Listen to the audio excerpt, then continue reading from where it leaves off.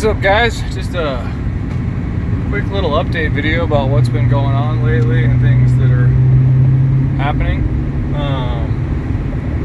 Yeah, I've been doing a lot of driving and buying a lot of stuff. It's been working fairly well, but I haven't been at the shop as much as I want, getting my projects done as much as I want, which I'm sure you've noticed we haven't been getting a whole lot done. But I'm actually going to buy two E36s right now. A running and driving vert that seems fairly okay to flip, and then a coupe parts car, 325.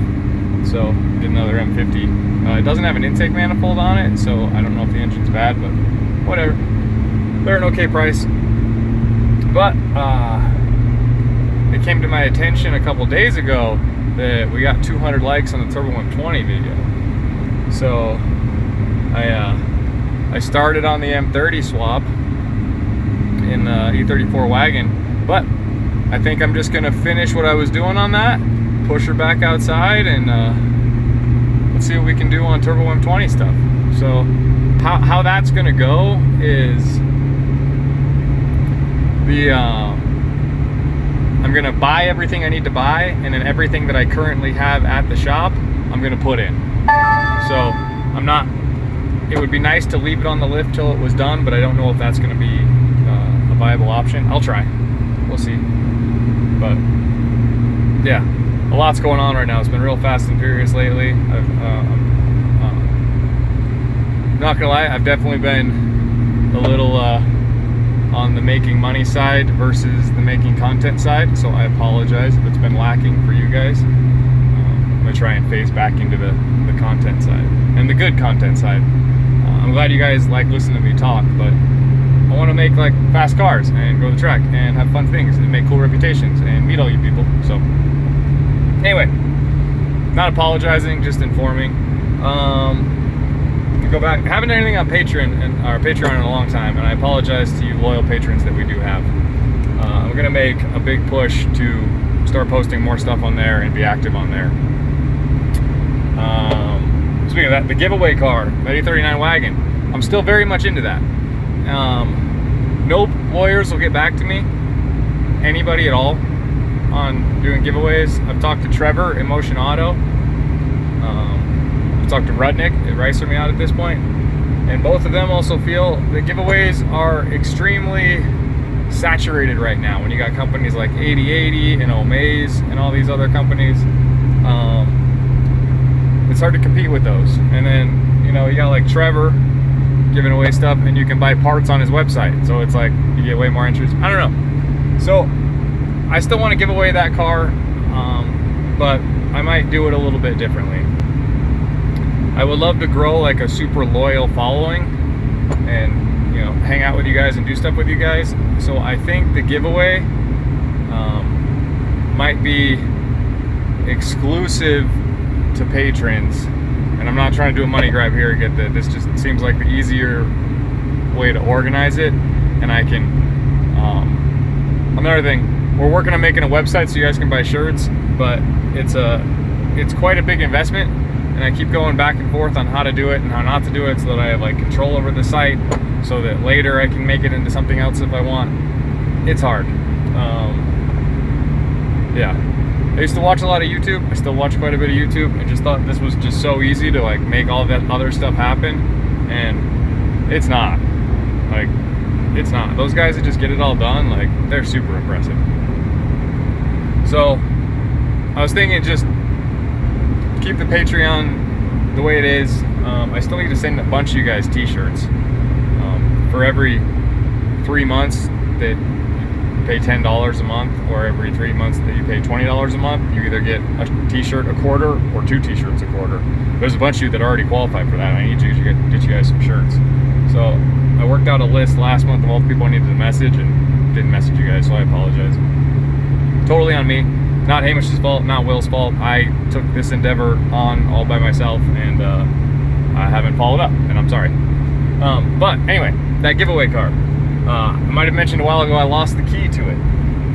Well, I rectified that situation. I got a buddy, he cut me a key to it.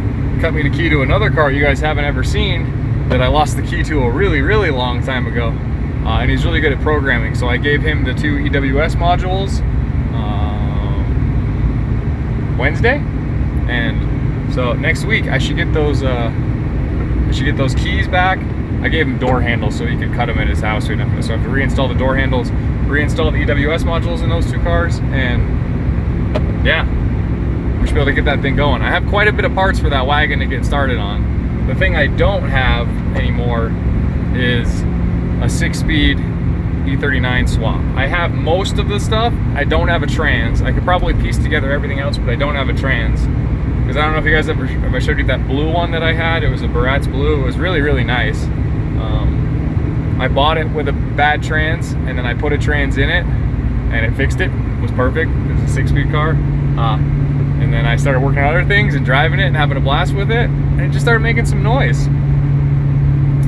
And I was like, oh, whatever, I need to check on that. So I needed to check the fluid level. I didn't.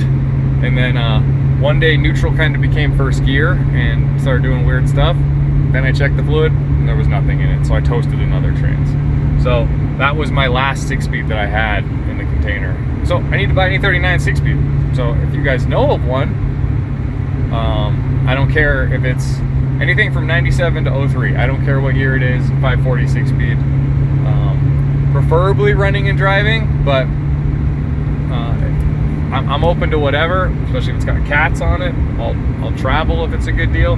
Just if you guys know of any, you got one sitting in your backyard, let me know. But anyway, I really want to get started on that. We've got wheels for it. I've got a bumper and a hood for it to make it look a lot better. I've got coilovers for it.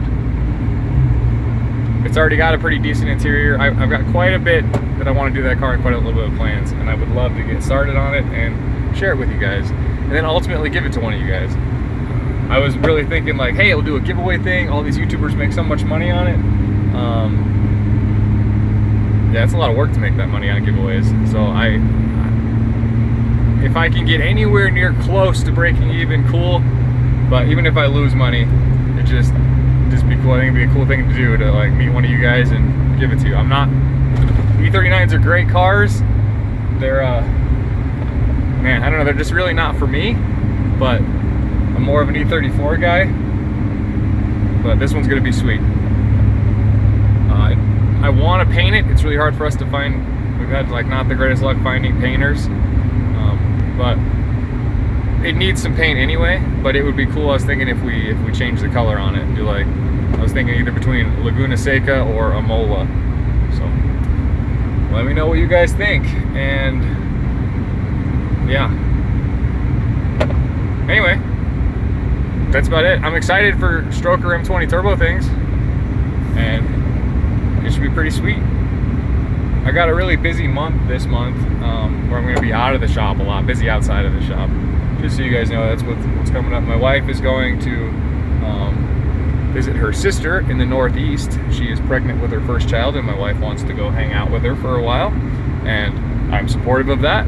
So I will be the sole responsible adult for my 2 children. If you guys didn't know, I have a 7- and 3-year-old boy. I don't know if you care, I'm just talking at this point. And they're quite a handful. So they can definitely come to the shop and I can get some work done, but sometimes the stress that causes isn't worth the amount of work I can get done, and it'd be way more fun just hanging out at home with them. And then the week after that, one of my really good friends' bachelor party is in Lake Tahoe, so I'm going there for 5 days. So there's a lot going on outside of car stuff this month for me. But anyway, thanks for tagging along. I don't know if this is going to be a whole video right here or not, but it might be. If it is, thanks for watching. If not, I hope what's up next is exciting. All right, I guess there's more. People keep talking to me. Anyway, what's up? I guess there's more in this video. So I forgot to tell you, maybe I didn't. When I blew the intercooler piping, did I tell you that I blew intercooler piping going up the hill on the way to this? Anyway, that's how this started. And then a nice lady stopped and gave me tools, and that was like super awesome, so I could fix it. And she just left. She just gave me, because I don't know if you guys know, most couplers, like T-clamps, coupler clamps are 11 mils, and I had a bunch of 10s and 13s. I didn't have any 11s in here, so she left me tools. I pulled it all off, put it all back together, and fixed it. It didn't blow off again. So yeah. Then later on, I don't know, maybe an hour ago, I'm cruising up the hill, and all of a sudden, out of the bottom of the hood right there, just a bunch of white stuff came out.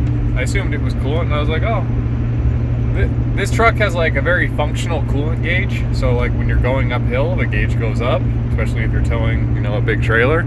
And then when you get to the top, it goes back down. Like, it's not a dummy gauge, it just sits in the middle. Like, if like you have a bunch of different temperatures, it just moves. So it's awesome. So I was like, oh, maybe it just got a little hot there. A big hill, it's warm outside. But no, I was like, man, it's really losing speed. It feels down on power. I don't know. I'm going through, I got like gauges and stuff on here. So I went to this gauge, which is WellTemp, TransTemp, and they were both at like 245, and I was like, oh shit, that's not good. So I went to thinking, I was like, man, what happened the last time I saw I had a cap failure? This thing has two cooling systems, one that like cools the engine, and then one for oil cooler, transmission cooler, oil cooler. It has its own radiator, it's completely separate. So all those temps seem to be way up, and I was like, man, this is weird. So I get out and I'm like, there's coolant all over everything, but none of the caps are blown. And then I see this T, and it's the T that comes off of like the expansion tank for that one. It goes directly to the intercooler. So, and it was just blown completely out of the hose. I just kind of put it back in, clamped it a little bit tighter, and seems to be holding on. I'm definitely going to take it easy now, as I haven't even bought the cars yet that I'm going to buy, and I'm like 4 hours from my house. But I'm sure she'll make it. I stopped in a small town, nothing was open but a dispensary, so I went and asked the nice lady working there, filled up a bunch of Gatorade bottles and filled it up and got back on the road. But man, it's been an adventure this week. I just watched the Diesel 90 video. Hamish put that out today. I wasn't very clear. I said hit and run a lot, but what happened? The dude hit me, and I like slammed into the wall and went up it, and then came down. And there wasn't a place to pull over right there. And then as soon as there was a place to pull, so I just was following him. And then as soon as there was a place to pull over, he just punches it. So, like, and it's a Tesla Model S. I mean, it was an older one, but like, they're still pretty quick, you know? So like, we're moving quick. Like, we're like over 100, like, right away. And I'm like, what is this guy doing? So, right then is when I took a picture of his plate and called 911 right then. And 911 didn't care at all. They were just like, huh. And I'm like, well, I'm right behind him. This is his location. You know, would you want to do something? And they're like, and then they wouldn't even send an officer to me. They made me drive to the police station to file a report. But anyway, update on that. They're not going to come out and look at it. Took pictures of it today to turn in. I'm sure it's going to be totaled. So we'll see if this is a battle to get what it's worth. The officer in the police report put 335I, but I'm sure with the VIN they'll know it's a 335D and I'll be good. But I don't know, still a little worried that they're going to value it at like $5,000 or something. So that would be lame. But well, I'm just chilling. I'll if anything else comes to mind, I'll let you guys know. This is going to be a really long talking video of interesting occurrences in my life these days. So thanks.